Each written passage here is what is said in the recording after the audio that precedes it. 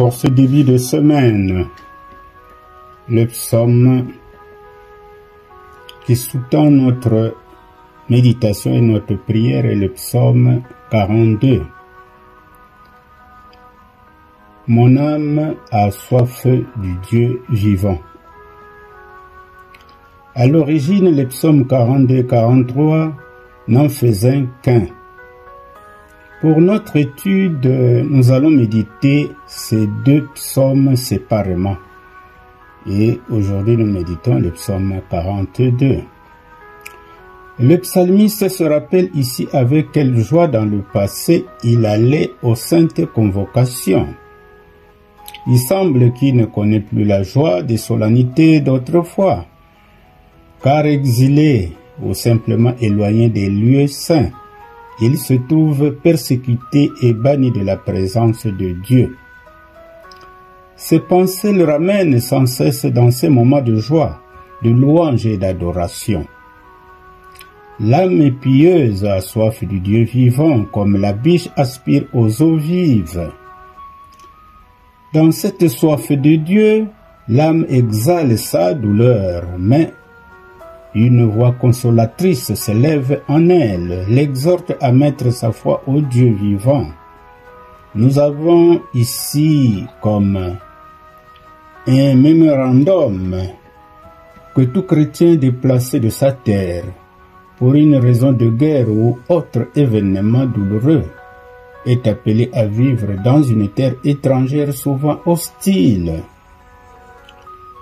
Pour mieux s'arrimer aux pensées du psalmiste, essayons de méditer ce chant en deux strophes. La première, les versets 2 à 6, fait l'évocation de la soif en Dieu. Eh bien, l'âme a soif du Dieu vivant. Une âme en détresse, car nous ne pouvons plus contempler la face du Seigneur dans le temple, lieu par excellence de la présence de Dieu. Ces lamentations traduisent que le monde sans Dieu n'est qu'un immense désert, et l'âme pieuse se trouve privée de l'amour divin et se sent comme plongée dans l'abîme. Cette âme est d'autant plus affligée quand ses persécuteurs, constatant sa situation de précarité, trouve là une occasion de se moquer de lui, en lui disant, par exemple, « Où est ton Dieu ?» La souffrance que vit le psalmiste l'amène à se souvenir des joies et louanges d'autrefois, lui qui faisait partie des chœurs sacrés en qualité de cohérite. Ce que nous pouvons lire au verset 1. Ou de Corée. Malgré ses complaintes, il met sa foi en Dieu.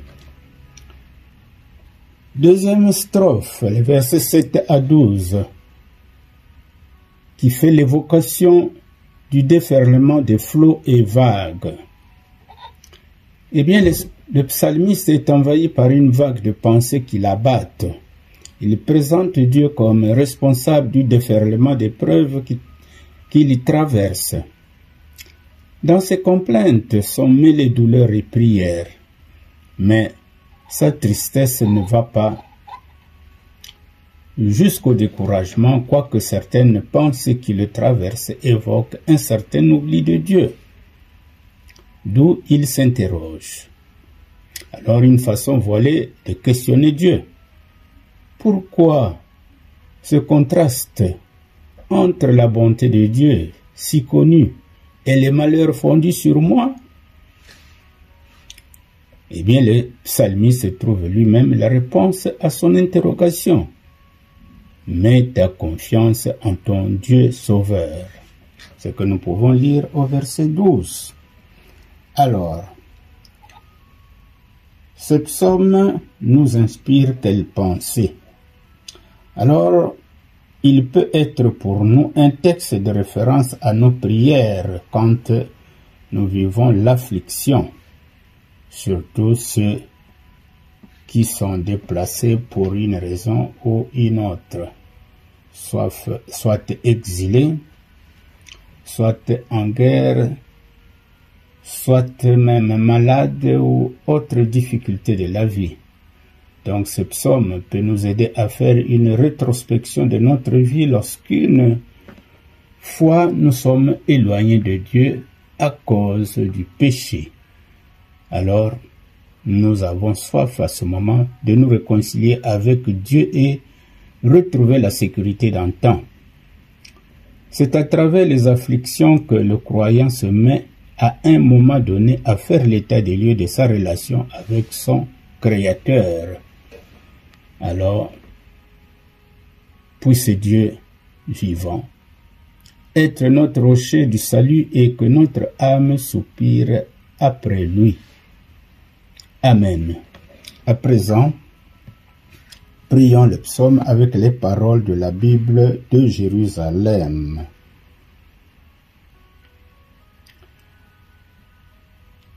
Prions. Comme une biche soupire après des courants d'eau, ainsi mon âme soupire après toi, ô Dieu. Mon âme a soif de Dieu, du Dieu vivant. Quand irai-je et paraîtrai-je devant ta face, Seigneur? Mes larmes sont ma nourriture jour et nuit, pendant qu'on me dit sans cesse, où est ton Dieu? Je me rappelle avec effusion de cœur quand je marchais entouré de la foule et que je m'avançais à sa tête vers la maison de Dieu, au milieu des cris de joie et des actions de grâce d'une multitude en fête. Pourquoi t'as battu mon âme et gémis-tu au-dedans de moi? Espérant Dieu, car je le louerai encore. Il est mon salut et mon Dieu. Mon âme est abattue au-dedans de moi. Aussi c'est à toi que je pense, depuis le pays du Jourdain, depuis l'Hermon, depuis la montagne du Mitséar. Un flot appelle un autre flot au bruit de tes ondées. Toutes tes vagues et tous tes flots passent sur moi. Le jour, l'Éternel m'accordait sa grâce. La nuit, je chantais ses louanges. J'adressais une prière au Dieu de ma vie. Je dis à Dieu, mon rocher, pourquoi m'oublies-tu? Pourquoi dois-je marcher dans la tristesse, sous l'oppression de l'ennemi? Mes os se brisent quand mes persécuteurs m'outragent en me disant sans cesse, où est ton Dieu? Pourquoi t'as battu mon âme? Et gémis-tu au-dedans de moi? Espérant Dieu, car je le louerai encore.